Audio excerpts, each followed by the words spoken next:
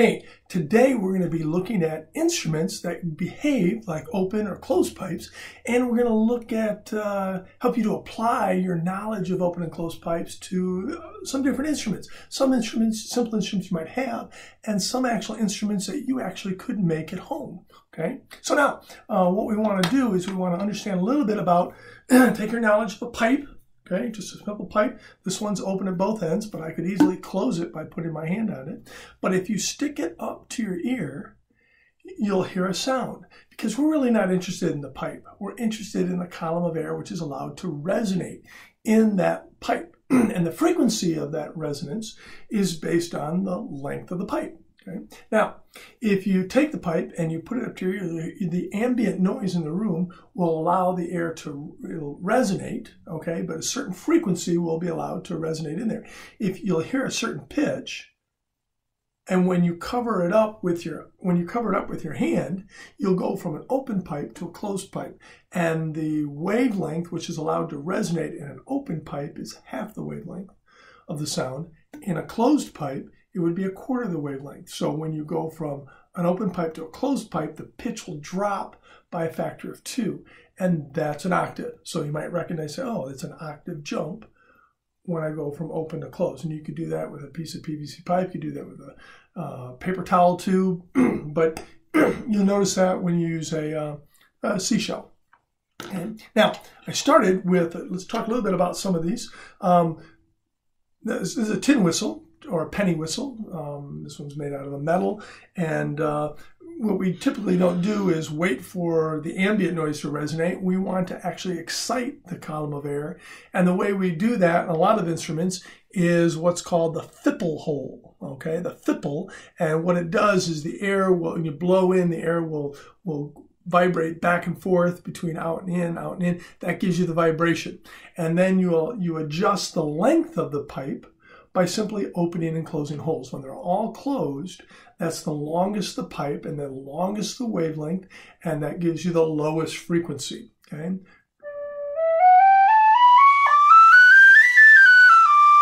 Okay. Now, the tin whistle is a really easy instrument to play. I've enjoyed playing it. It's a 6-hole instrument. It's only got 6 holes, and it's key specific, which means that the notes are tuned to one particular key. So if you want to play in a different key, it's going to be kind of difficult. Now, some keys, this one's in the key of D. If I want to play in the key of C, I use a different tin whistle. Okay, one is in the key of C. However, the key of D and the key of G have a lot of notes in common, so I can play things in the key of G. Certain notes I can hit, and I kind of have to cheat and half hole some things. Okay, but that's how the tin whistle works. If you want more flexibility, you got to work a little bit harder. And if you want an instrument that plays in all keys, the one a lot of kids learn to play in elementary school is the recorder. This is a 7-hole instrument, and you have to do some cross fingering to get all the different notes. So it's a little bit harder to work, but you have greater flexibility. You can get things in different keys. Okay. Now, one that's similar to that is the flute. Okay.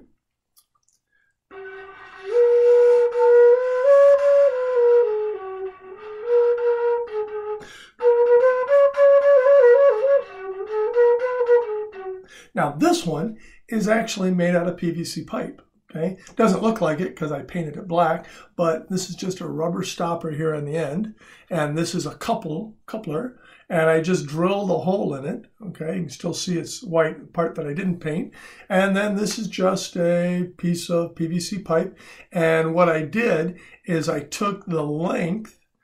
Okay, I took the length from my hole that I drilled. I started with the hole and then the full length of pipe, and I cut the length of pipe to give me the frequency I wanted, and then I just go a certain percent to get the other holes. Now, when you do that, what you do is when you drill a hole and that hole is open, so I would just start at this end. Okay, start at this end, have the full length. Okay, and then what I do is I come to the location a certain percent up, drill a small hole, and that makes the acoustic length of the instrument a little bit shorter. And the bigger you make this hole, the bigger diameter of this hole, the shorter you're making it, and that in essence makes the note sharper and sharper and sharper. So you start with a small hole and play it until you use a tuner, get it in tune, and then use a slightly bigger bit, or grind it out, scrape it out until it gets to the pitch you want. Then when you get that one, then go to the next one and make that one, put it at a certain location, start small, make it bigger and bigger and bigger, and then the note will get sharper and sharper. So you start a little bit flat, get it bigger. The nice thing about this is you can rotate this and you can put the holes where you want along the barrel in order to match your fingers, but you do have to be careful about where you put the holes along the barrel. Okay, this direction is important when you get those distance. However, if you make a mistake like I did, here I drilled one that was way too big, and I made a mistake. So I just threw a piece of tape over it, and then I rotated and started over again. So you can really make mistakes and just cover the holes with tape, and it works just fine. It does, and when you look at it carefully, it doesn't look very pretty. But actually, the sound, because you're not interested really in the material the instrument's made out of, you're interested in the column of air.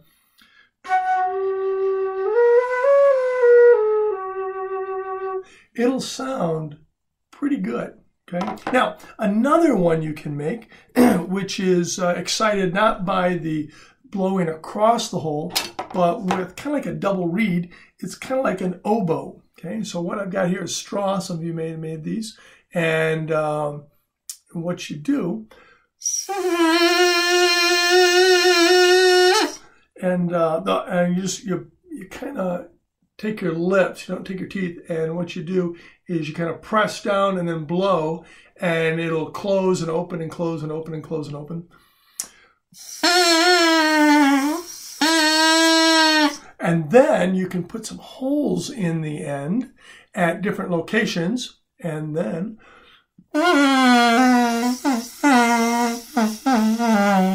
okay. Now, how do we go about doing that? The way you do that, to make the end here, you squeeze it flat, and then you take you cut it at an angle like such. Okay, so cut it kind of like that. I kind of squeeze it, and then kind of my teeth under my lips. And then I use just a hand hole punch, and I'm gonna squeeze it flat again, but I'm gonna turn it 90 degrees, okay? And I'll squeeze it flat, and I'm only gonna pinch about half a hole, maybe even a little bit smaller. Don't pinch a whole hole; you'll get two holes when you do it in half. Okay, and then you can, once again, you can start small and make the holes bigger.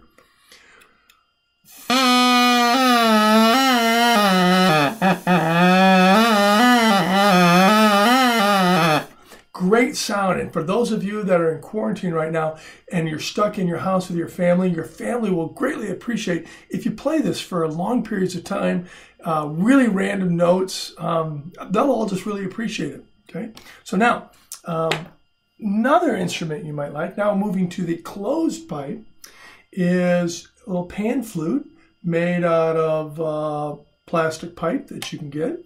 And so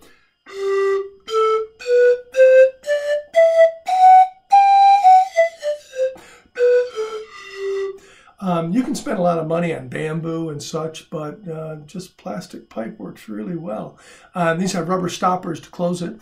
And how do you get the frequency? Well, what you do is to you choose the frequency you want, and to get that frequency, you take the speed of sound in air, which is typically 345 meters per second, divide that by the frequency in hertz. That will give you the wavelength of the sound.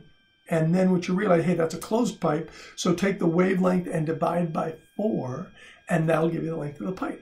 Okay, use a rubber stopper or something else to close it. Long pipes are low notes, and the shorter ones are the higher notes. You can file down the edge a little bit so it's easier on your lip. What I did with these here is to make it flexible where the notes are. I took another size PVC pipe and I cut little sections of them and I cemented them together.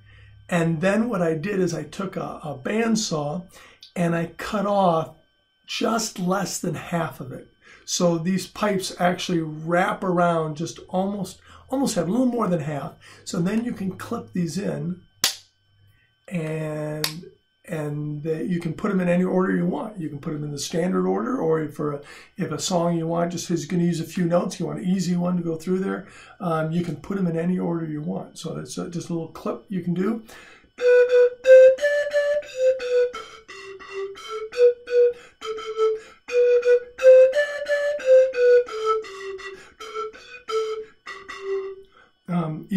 Easy thing to do there. You can just do the calculations, knowing the frequency, the speed of sound, that'll give you the wavelength, and then take a quarter of the wavelength will give you the length of the pipe for a closed pipe.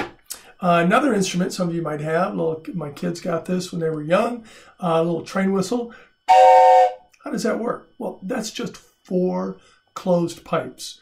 Okay, you have the fipple holes. There's 4 of them, and each hole is a different length. You can figure out which one's the longest by playing them one at a time. Whichever one is the lowest pitch is the longest hole, and the one that's the highest pitch is the shortest hole.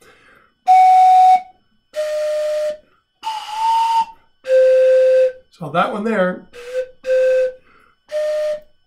that's the longest one. You can't see how long they are. You could take a pipe cleaner and shove it down there to find out how long it is. But you could just blow and find out which one it is by listening to the pitch. Okay, so that's that one there.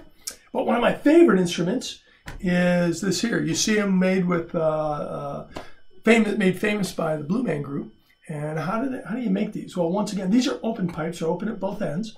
And it's just PVC pipe. I do have couplers and elbows. However, I'll let you know that although this one cost me about $50 to make, it's just rope and PVC pipe, elbows and couplers, most of the cost is in the elbows and the couplers. The pipe itself is relatively cheap, or at least was when I made it. Okay, so you can make it really fancy looking by having lots of elbows and make it turn different directions. But all we're concerned about is the length of the pipe. That's all we're concerned about. Now, the way we play these is we use the mallets.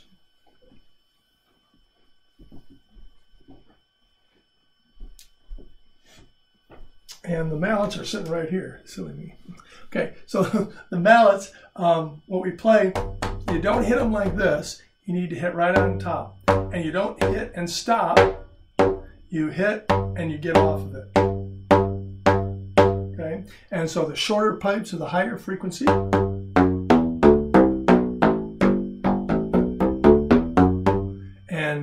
And you can tune it how you want. I have 2 ranks set up kind of like a piano, not too terribly hard to play.